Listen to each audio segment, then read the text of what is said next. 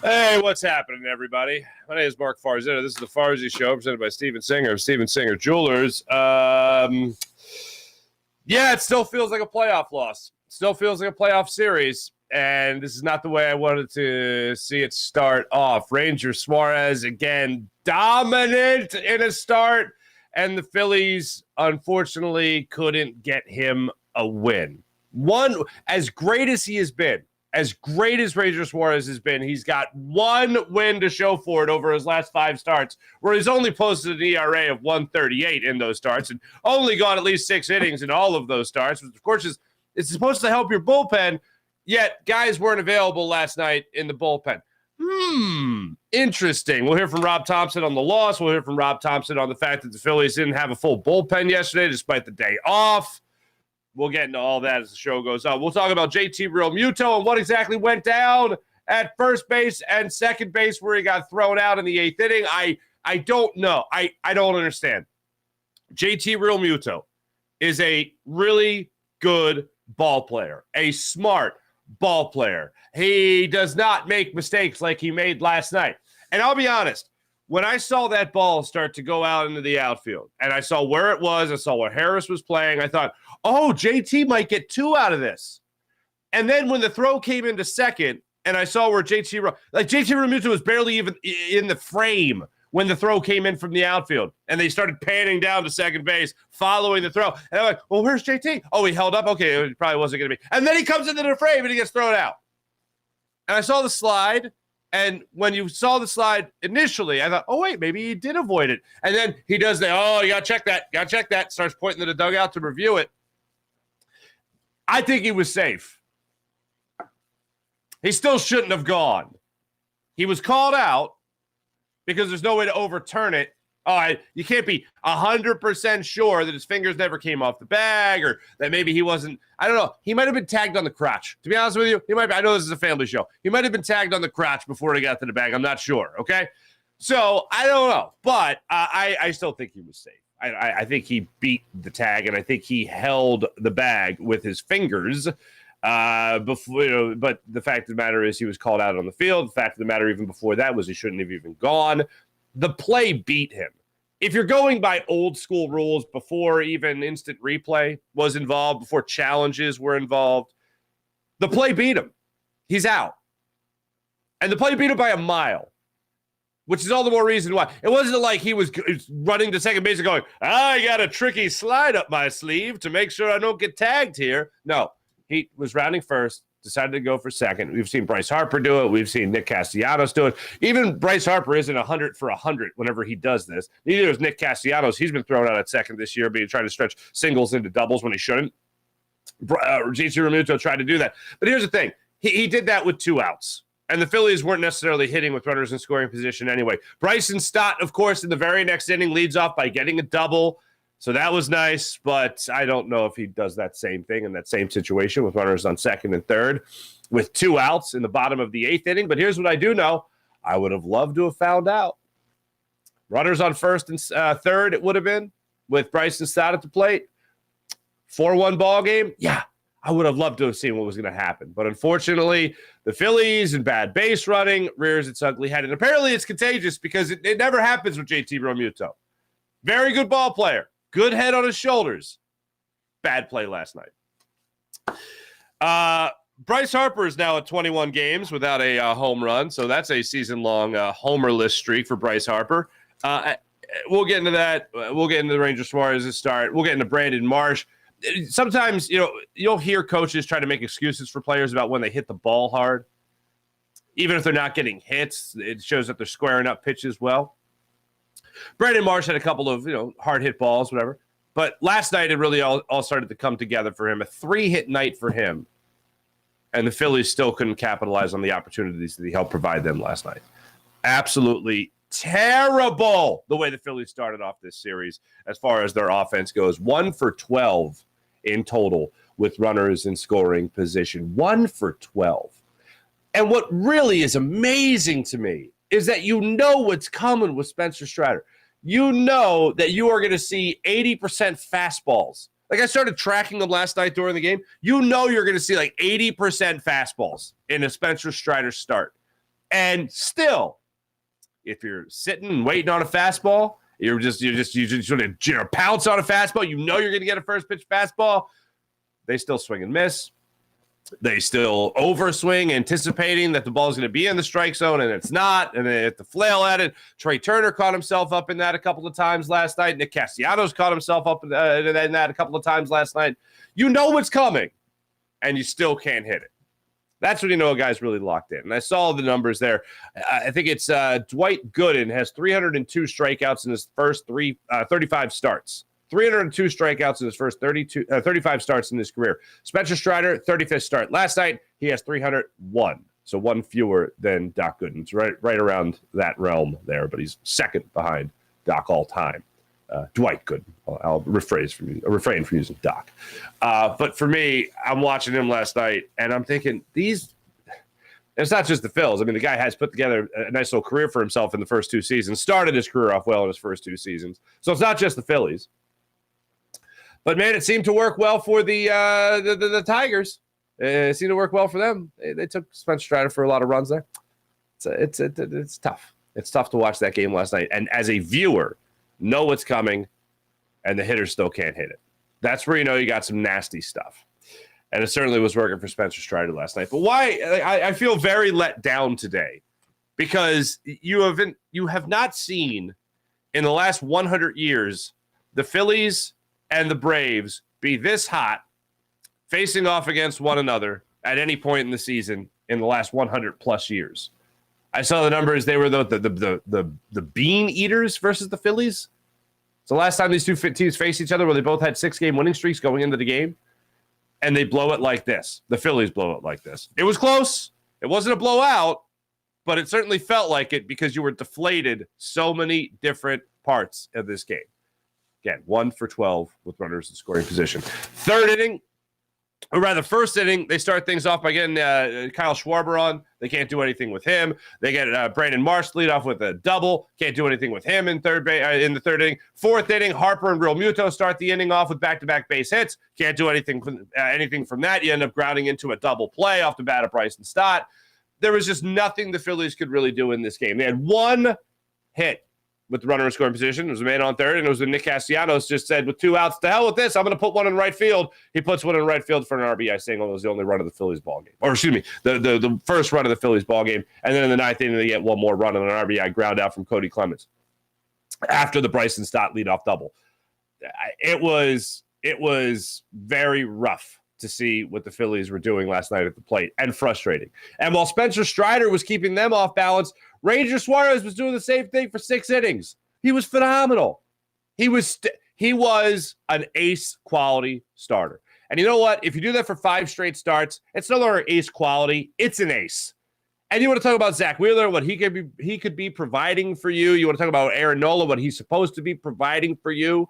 And Ranger Suarez is the guy that most consistently over the last 5 starts, along with Taijuan Walker, these guys have been really your 1-2 punch in this rotation. And I'd love to see that continue, as we all would. I mean, you don't put together stretches of winning 13 of your last 15 without help in your rotation and getting production from guys that you're really not expecting to get great production from. And you got that from Taijuan Walker. You've been getting that from Ranger Suarez. And now you got to continue to get that from Zach Wheeler. Hopefully around the corner, you're going to get that from Aaron Nola. And then maybe Christopher Sanchez is going to be your 5th starter for the foreseeable future, while Andrew Painter, who threw a bullpen session yesterday, 30 pitches, hopefully he'll be able to face live batting practice in the not-too-distant future. And maybe he does join you in the not-too-distant future past the All-Star break. But even that is optimistic, because then he's going to have a rehab assignment. But all this stuff is going to go down right now with this Phillies rotation, and all this stuff is going down with this Phillies rotation. And for the most part, you're getting production from them. And then the bats let you down last night against a really good starting pitcher. So I'm really not trying to make too much of it, but it is just deflating and disheartening when it is game 1 of this series against the Braves. You're at home. You went into Atlanta a couple of weeks ago and you split that 4-game series, and now you want an opportunity to go out there and really announce your presence with authority that you are a force to be reckoned with in the NL East. And offensively speaking, you lay an egg the way you did. A lot of opportunities. We'll go through them all as the show goes on today. The one thing that I do have to get into is I don't understand this. How and why if you're Kyle Schwarber, why are you laying down a bunt against AJ Minter? Why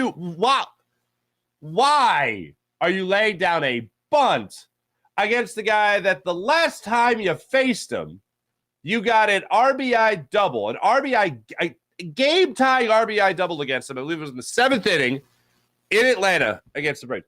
Why lay down the bunt? I'm good on never seeing Kyle Schwarber lay down a bunt ever again. I am good on seeing that. I said last night on the Jacob Media postgame show that when it comes to the Phillies and it comes to Kyle Schwarber and the bunt, I don't even want to see him hold the bat horizontal to the ground at any point. I don't want to see him like look at the barrel. Is that cracked? I don't even want to see anything that looks like a bunt from Kyle Schwarber ever again. And then this is what a lot of people are talking about, and a lot of people are talking about Rob Thompson. I don't look at Rob Thompson for this, but Jake Hoffman, Andrew Vasquez, Dylan Covey, Ranger Suarez had to walk off a mound last night and know you were handing the ball to Jake Hoffman, who hasn't been terrible. He hasn't been terrible, but he wasn't great. In an inning in the 3rd last night, he got charged for those 2 runs. Then Andrew Vasquez got just his bell rung by Matt Olson in a 440-foot, whatever it was last night. I'll go over it later, but oh my goodness gracious. But imagine being Ranger Suarez, and for the 7th inning, the Phillies aren't giving the ball to Sir Anthony Dominguez because he's out. Obviously, he's not healthy right now. Jose Alvarado, no, not going to give the ball to Jose Alvarado. I'm certainly not going to give the ball to Craig Kimbrell.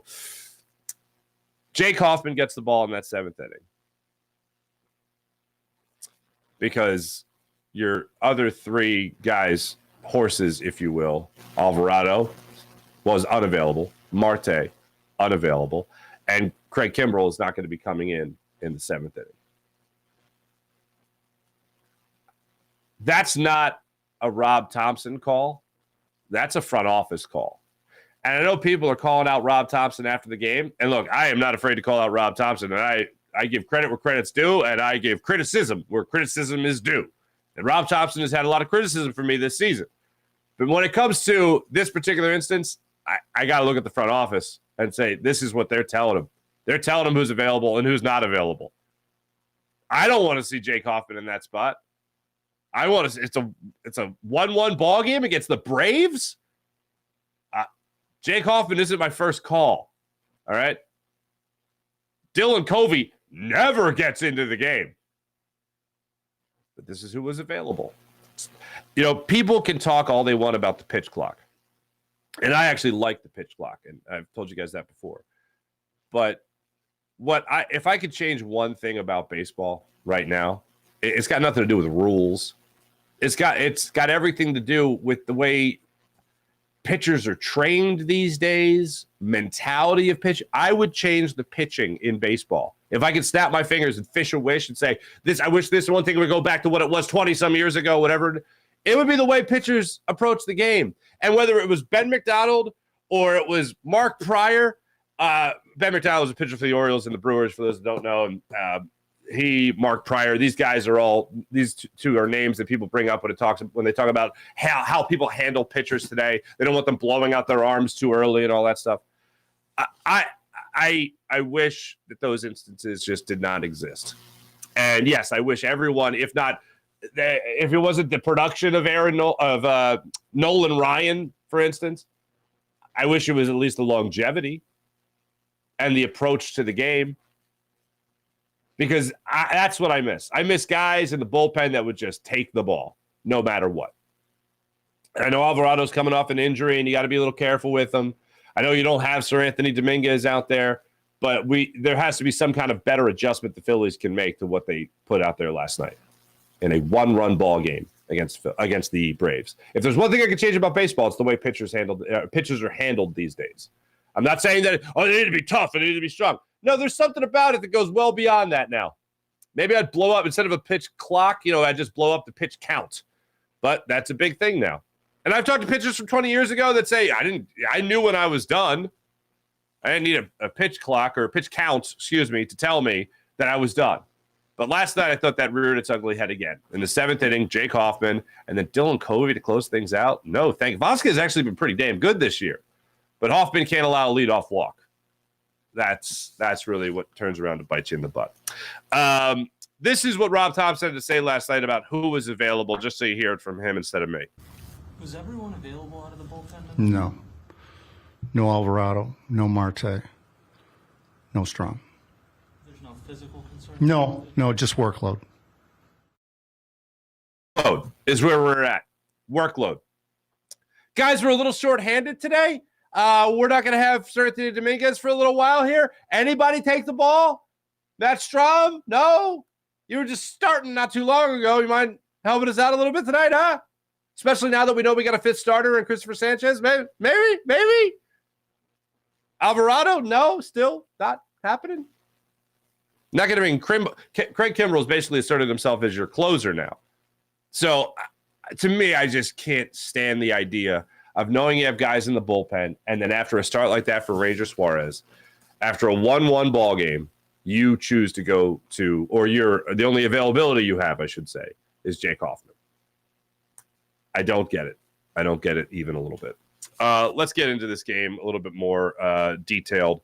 What we're looking at in this game last night is just frustration after frustration. Started off in that first inning. You have Ranger Suarez go out there. Everyone goes down 1-2-3, and the Braves top half of the first inning. So right away, you feel good about Ranger Suarez and what he's got. His curveball's looking good. His fastball's got some life on it. Everything is looking good.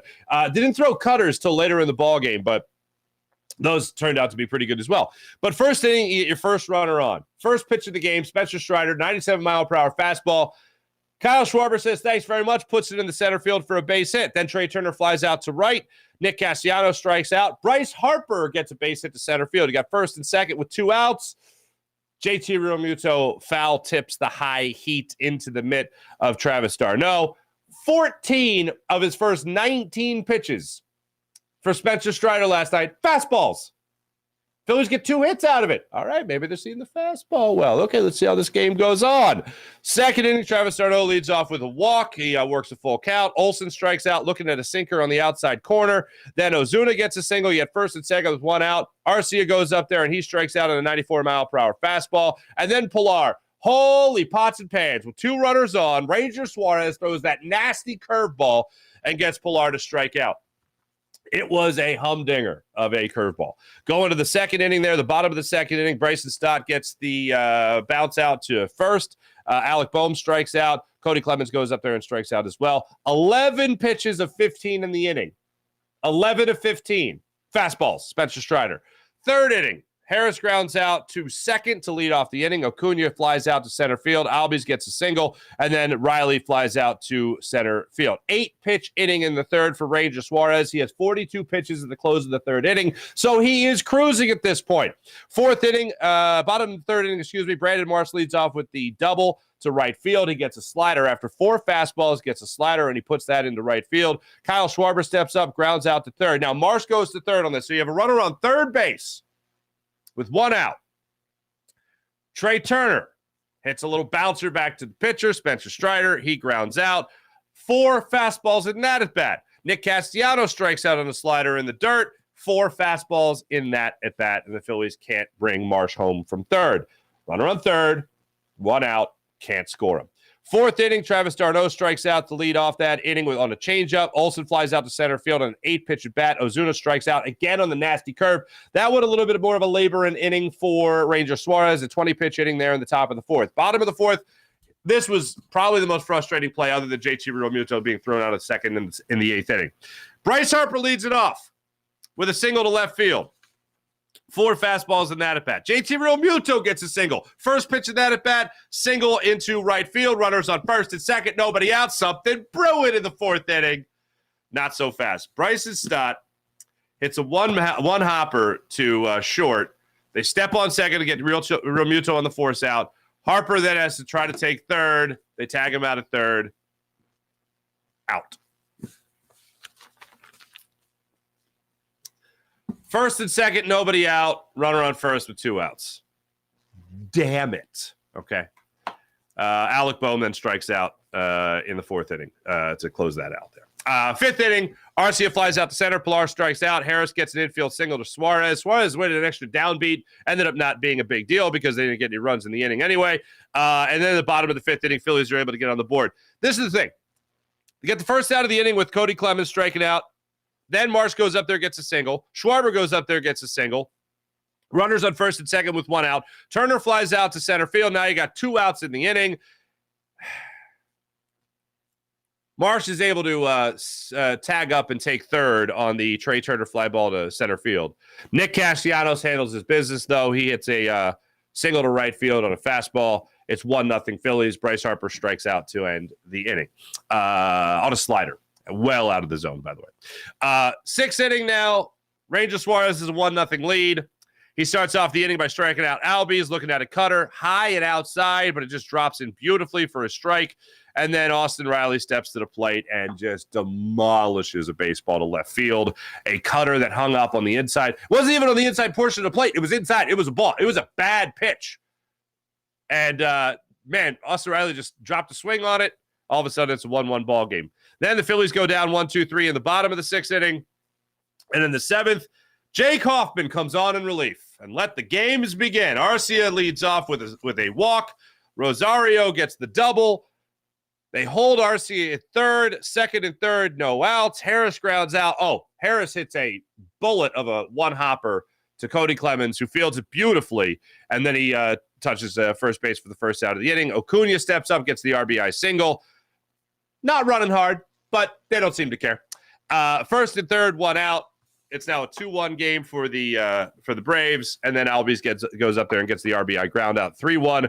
Austin Riley flies out to center to end the inning. Now, in the bottom of the seventh inning, Hoffman comes in for Suarez. Minter now comes in for Spencer Strider. Clemens grounds out to second. Marsh strikes out, trying to check his swing. I would have loved to see a replay. I don't think he went, but they called it, and that's it. Kyle Schwarber then goes up there and tries to bunt. Why?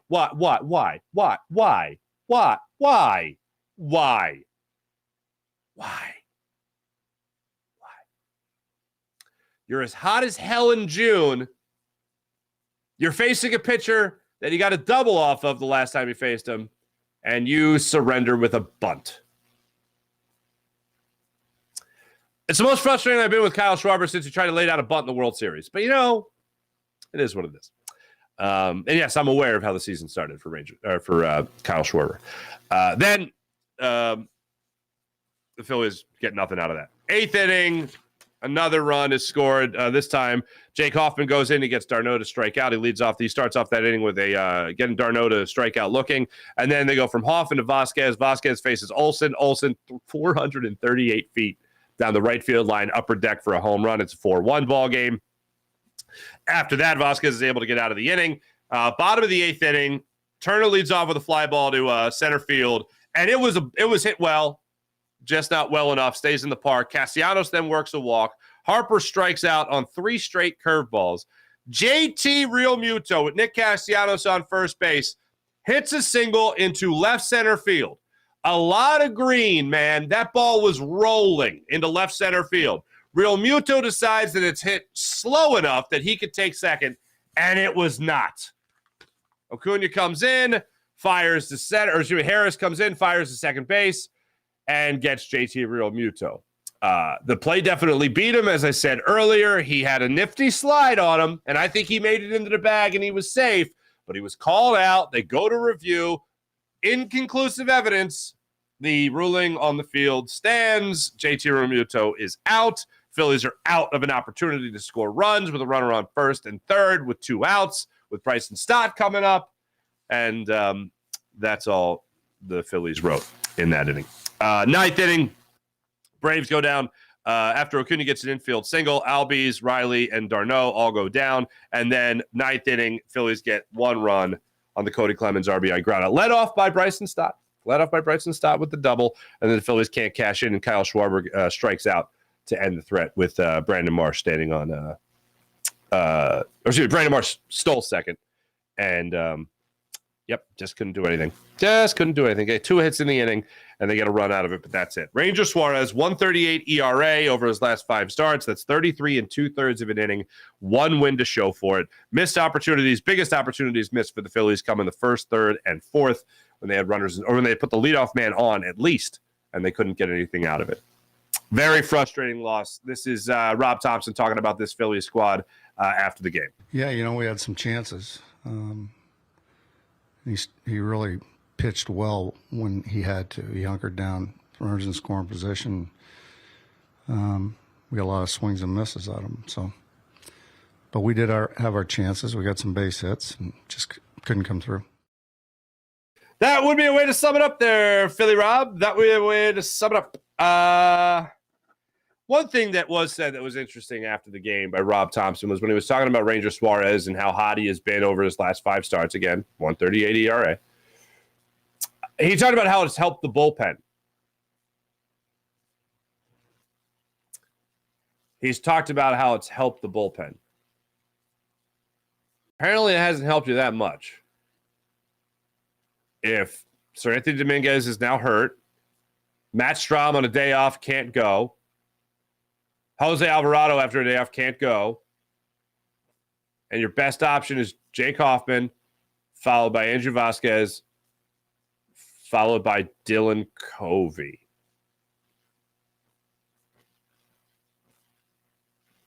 Did you see Acuna steal third on Dylan Covey? Wasn't even paying attention to the runner on. It was like a 6-0 ball game. That's what it was like. 6-0 ball game in the 8th inning. That's what it felt like. And he just waltzed over to third from second base. In a much lesser, but still similar too. It reminded me of Johnny Damon in the 2009 World Series just running the third base because no one was covering third. Oh, that's available? You guys are giving me that? Thanks. And Acuna just went over there. Like, the difference right now for the Phillies and the Braves, I mean, you want to talk about a team that's whatever they are, 18 games over 500 now, whatever the hell they are. First place by a mile. You want to talk about difference? Both teams have talent, okay? The biggest difference I see in these two teams, it just comes down to discipline and concentration and focus.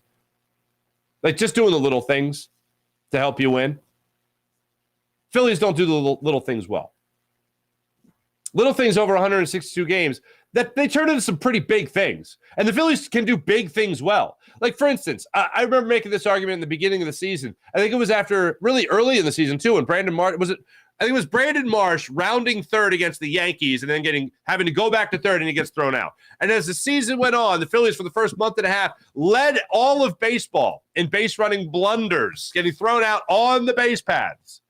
And I remember making the point, the hardest thing to do in sports is supposed to be hit a baseball. And the Phillies have one of the best hitting teams in baseball. And even then, going back to then, they're one of the best hitting teams in baseball. You know what's supposed to be one of the easier things in sports? Running from first base to second base and knowing when to do that. Running from second base to third base and knowing when to do that. Hell, run the bases in general. And the Phillies, they just really couldn't do that. They do the big things well. They can hit well. They can score runs. But when it comes to staying on the base paths and giving themselves more opportunities for runs, not doing it. And it reared its ugly head again last night. That's the difference. Concentration. Heads up baseball. Smart baseball. That's a big difference. And it reared its ugly head again last night. And you can't expect to come away with this series against the Braves, winning this series against the Braves. You can't expect to do it if you're not going to play heads up. Unbelievably frustrating last night. And that was just salt on the open wound. That was salt on the open rash. It's clearing up nice. For those that joined the show yesterday. So Phillies have another opportunity to get back at the Braves today, and hopefully they're able to do that. Another 6:40 start time in South Philadelphia. Aaron Nola, boy, oh boy, he'll get the start against A.J. Smith-Shawver of the Braves. He is 1-0 on the season with a 2.03 ERA. He's making just his third start of his career against the Phillies tonight. So he's a right-handed pitcher. We'll see what the Phillies are able to do against him tonight. First time facing the Phils. We'll see how all this goes. He's coming off a 5 2/3 inning start, allowing 3 runs against the Colorado Rockies. So that's where we're at right now with the Phils. Very frustrating night. Hopefully it'll be a different story tonight. Did you guys see last night that they actually showed the I-95 construction at the ballpark last night? This has become a huge, I mean, since it happened, it's been a huge story in Philadelphia, obviously. But last night on the Jumbotron, it was a talking point of two things. One, they had their fantastic auction fulfilled. So kids were playing, I think it was MLB The Show on the Jumbotron, on the big screen there at Citizens Bank Park, which is pretty cool. And then during the game, I think it was between the third and fourth inning, they were showing live footage of the construction on I-95 as they repair it. Governor Shapiro said yesterday that they are going to have traffic on 95 this weekend.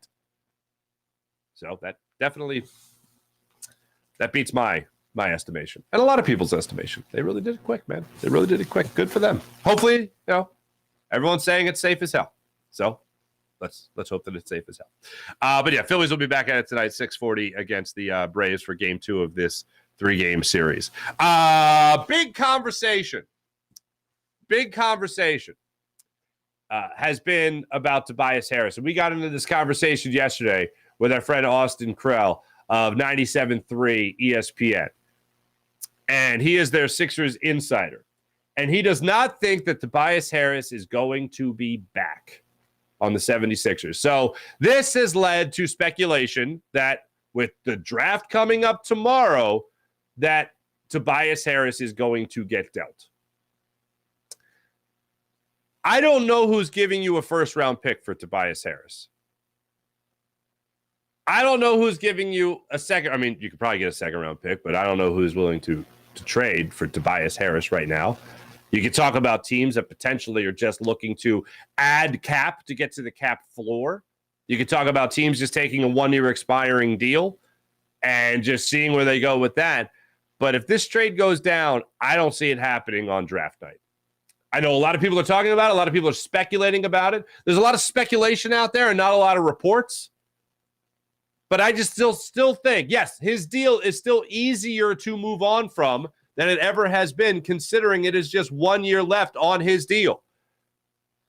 But that doesn't mean that it's easy. It's never been easier to move it. That doesn't necessarily mean that it's easy to move it.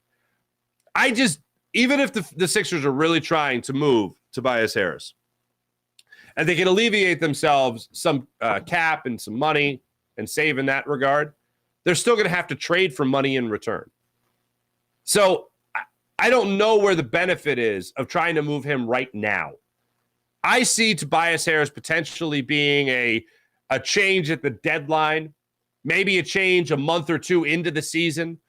For instance, before the Sixers traded for Tobias Harris, the year he came here at the deadline, if you remember, early that season, they traded for Jimmy Butler. That wasn't a deadline move. That was early in the season. I could see a move like that happening with Tobias Harris that way. And I would even prefer that because then you would kind of know what you're running with Nick Nurse. You would know how Tobias Harris fits into that scheme. You would know how the offense is running. And then you would have ample time to fit all those pieces together. Because one of the things that always gets brought up after a James Harden acquisition or after a Tobias Harris preceded by a Jimmy Butler transaction. I remember Brett Brown talking about how that was 3 different teams he had to coach. 4 different teams. He had the coach of the team beginning of the season, the Jimmy Butler team, the Jimmy Butler Tobias Harris team, and then make sure he knew what he was doing before the playoffs with that team. So you look at it like that, it could be difficult to try to organize that talent. I don't think that talent gets done. I don't think that talent gets dealt tomorrow night. I don't think it gets dealt ahead of the NBA draft. I don't think it happens today. I don't think it happens tomorrow. So I know there's a lot of conversation out there about whether or not the Sixers are going to have Tobias Harris on the opening day roster. And he might not be there by then, but I don't think it happens tonight. When it comes to Tobias Harris getting dealt, I see it in the first 2 months of the season. I see it before the trade deadline, when you already have an opportunity to evaluate what you have and how you're using what you have, how you're organizing what you have. So I know a lot of headlines are out there. I know a lot of people are speculating, but as of right now, I expect him to be in the starting 5 going into the season. I know Austin Krell told us differently yesterday. I still believe it. I mean, I'm just trying to go with my gut here. It doesn't make sense to me. I'd like to see the Sixers move on from him, but I don't know what they're going to get in return. And trade money to trade money, It also benefits the Sixers, the fact that he's on a 1 year, the final year of his 1 year deal, or excuse me, the final year of his kind of 4 year deal. So it benefits the Sixers greatly in that regard too. And maybe it'll give him a little bit more flexibility going into the season, but I just don't see it going down the way a lot of people are speculating it to go down. Let me tell you about Steven Singer of Steven Singer Jewelers, the other corner of 8th and Walnut, right there on Jewelers Row. For over 40 years, Steven's been in the love business in Philadelphia, helping people get engaged and fall in love. Steven Singer Jewelers, one place, one price, the perfect price, online at IHateStevenSinger.com. That's IHateStevenSinger.com. Let me tell you about the great people at Manscaped. Manscaped.com, the leader in below-the-waist grooming. Join 4 million men worldwide who trust Manscaped. And they're amazing. Platinum Package 4.0, which is their biggest and best hygiene bundle yet. It includes their Lawnmower 4.0 trimmer, as well as their Weed Whacker ear and nose hair trimmer. And yes, they both come with skin-safe technology. It helps you reduce the risk of nicks, so you can manscape with confidence and comfort. How about Freestone Farm CBD? FreestoneFarmCBD.com. You'll love their tropical tasting Bayox that clocks into the chart-topping 24.1%. And Super CBD, which is half Hindu, Kush, at 21%. Genetics of these guys are off the charts. So try Freestone Farm CBD at FreestoneFarmCBD.com. How about PHL Sports Nation, Philadelphia Sports Nation, enhancing your Philadelphia sports betting experience across all social media and blogs? That's PHLSportsNation.com. Let's go to the chat check. I'm going to start it off on Jacob Media today. Saint Garling, I don't know. Chop. I assume you're a Braves fan. Okay. Babs, what's up, Babs? If Bryce Harper wasn't ready to come back, he shouldn't have come back. Very simple. He didn't get the shoulder fixed last year. Either spent the whole damn year as a DH. The excuses keep coming. Shoulder, elbow, whatever it might be right now with Bryce Harper. The point that Rob Thompson made after the game last night was that he is hitting the ball hard. Okay. He says history has shown us that Bryce Harper can go. Last year, he won 25 games without hitting a home run. So 21, 22, that's not as bad. But last I checked, I mean, he was still hitting the ball pretty well in the month of June, just as it was about every Philadelphia Philly. And had a couple of hits for you last night. Still hitting 300. I've told you many times I'm done with Schwarber and left, so I'm eagerly awaiting the opportunity for either Bryce Harper to go to the outfield or Bryce Harper just to play first base and give those reps in the outfield to somebody else, whatever it might be. But that's what I'm looking at right now as far as the Phillies go. As far as Bryce Harper in June, 284 batting average, 372 on base percentage, no home runs, 4 doubles. That's what he's got going on in the month of June. And over his last 7 days, 318 with a 375 on base percentage. But yes, of course, no home runs for Bryce Harper. I'm waiting just like you for it to turn around, for the hot bat to come around. It's just not happening. Babs also says, Farzy, the cat is out of the bag on Nola. Last night, Pedro Martinez asked why doesn't Nola oppose any top pitchers? Wah, wah. I did not see that. Tobias Harris, laugh out loud. No, the problem is bringing Harden back. Why not just let him walk? Morey and Brand are incompetent. I don't feel great. Why not let Harden walk? Because if you're Daryl Morey, you're playing for your job. You're GMing for your job. And Maxey and Embiid would equal a semi-rebuild. It wouldn't even be a rebuild. It would just be an evaluation year. Ugh, that just sounds terrible. Nobody wants an evaluation year in the Sixers front office. Nobody wants an evaluation year where you're seeing how far you can go with Maxey and Embiid as your core. They feel a lot better about having James Harden. They feel a lot better about knowing they're going to have at least another 50-win season, and they're going to be a top 3 playoff seed. That's where they think they're going with James Harden. I think that's all correct. I think they will have another 50-win season. They will be another top 3 playoff seed, at worst top 4. But guess what? I don't care. All that matters is the playoffs. I told you guys after the All-Star break this past season, it doesn't matter what the Sixers do for the this regular season doesn't matter to me. That's what I was telling you all throughout last year, especially after the All-Star break. Just show me the last 26 games they had. Show me you can make it out of the second round. Give me confidence you could make it out of the second round of playoffs. You know what they did? And then they drew the Celtics. And then Joel Embiid got hurt against the Nets. And then James Harden did the disappearing act. And then Joel Embiid couldn't get his hands on the basketball. And then when he did, he didn't perform. Choke. Again. This entire Sixers squad. The only thing that I'm going to get any bit of confidence in is Nick Nurse hopefully finding a way to be the proper maestro that these guys need. No, Farzy hasn't played in the field in over a year. That's what you're talking about. You're talking about Bryce Harper. I'm sorry. Yeah. Miss Guzzi. I thought you were just talking about the shoulder and the elbow. But you're right, Babs. You're right. Let's get to the Farzy Show YouTube channel. What's going on? April, what's going on? Game is such a letdown. I agree. Poor Ranger Suarez. I know he's ready to throw hands. One run, guys. I know it's Spencer Strider. You got two the last time you faced him. The last time you faced him here at CBP, you took him for a bunch of runs. Go Sixers. It says by the analytics book, Topper is back. See, that's the thing. I honestly don't blame Rob Thompson for the bullpen usage last night. I blame the front office. This is what's available. Ugh. Sean Kilrain, what's going on? Mike Fuji, what's up, Mike Fuji?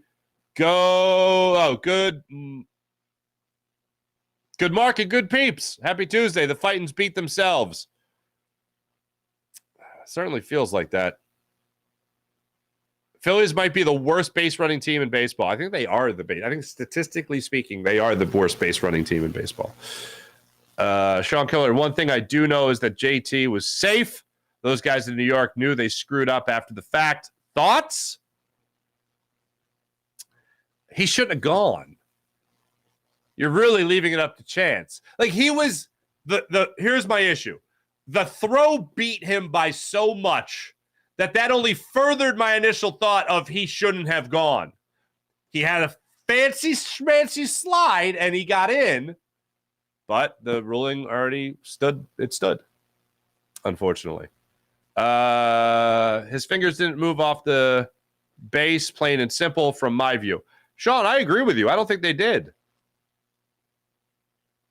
But if you're the umpire in that situation, and you're the crew in New York reviewing it, and the call on the field is that he is out, and you can't tell what his fingers are doing, interesting, then the ruling on the field is going to stand. It's not going to be overturned. Bottom line is JT shouldn't have gone. I don't even like talking about how close it was, because just as close it is, when you're talking about how close it was, you're also talking about why he shouldn't have never gone. Unless you know you're going to be in there. There's still a way this should have been trying to say. Yeah, PJ, I totally agree. Horrible base running. Sean Gillespie. Sean, good morning.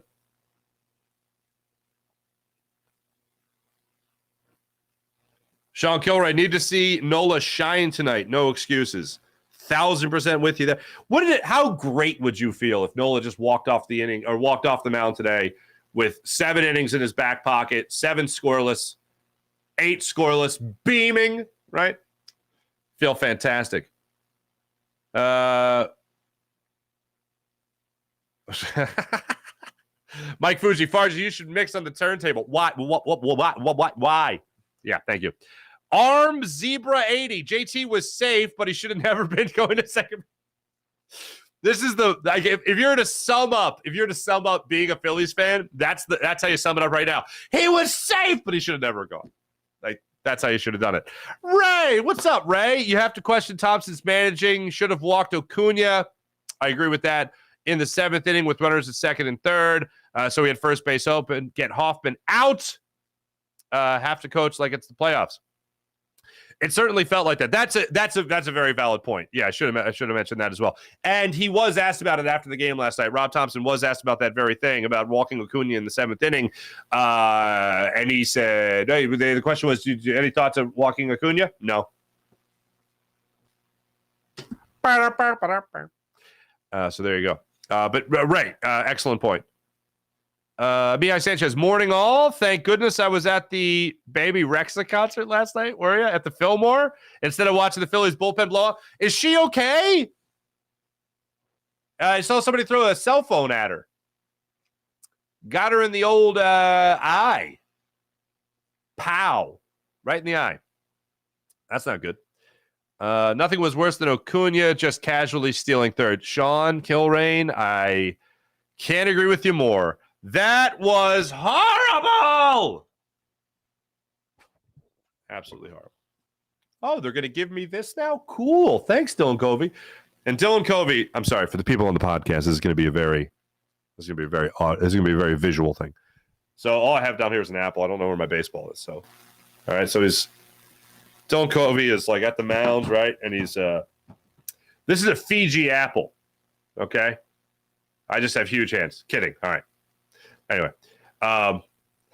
is it Fiji apple or Fuji apple? Fiji? Fuji? Fuji. Whatever. All right. So he's just kind of like he's holding the ball and he's like on the mound and he's kind of like tapping the dirt with his spikes, right? And then I guess you heard a little bit of a rumble, a clatter from the crowd. And he looks up and he sees Acuna just going into second or third base from second, just going into he looked at him like he was waiting for somebody to cross the street so he could drive through the intersection. He was like, oh, that's happening. Oh, that's happening. Oh, that's happening. Oh, but there you go. No, you go. You go. There you go. Yeah, that was our baseball team last night in the biggest series of the season. Anyway, well, I'm now seeing me on the monitor saying, you go. That's what I look like when I tell the other person to go in traffic. Okay. And I am. Nice. I do let other people go in traffic. But Sean Kilrain, I agree. Ray Fitzgerald, if they trade Maxey, what? And keep Harden, it'll be the worst move they can make. Would be as bad as trading Malone back in the 80s. Oh, God, Ray. That's hideous. April, Mark, I did not see the message. Miss Kuzi. I'll check that out after the show. Thank you, April. I appreciate it. Mike Fuji apple. Thank you. Yeah, and this is not actually a Fuji apple. This is just a little guy. I don't even know what this is. You can buy a bundle of them from Costco and whatnot. So that's where we're at. That's where we're at right now, folks. Thanks very much. Let's get to the morning rush brought to you by Sky Motorcars, skymotorcars.com. Let's keep it in the NL East. The Florida, Miami Marlins last night. Arise. He sucks. Last night, just one hit. His batting average goes down, folks. I hate to tell you this. But his batting average goes down to 398.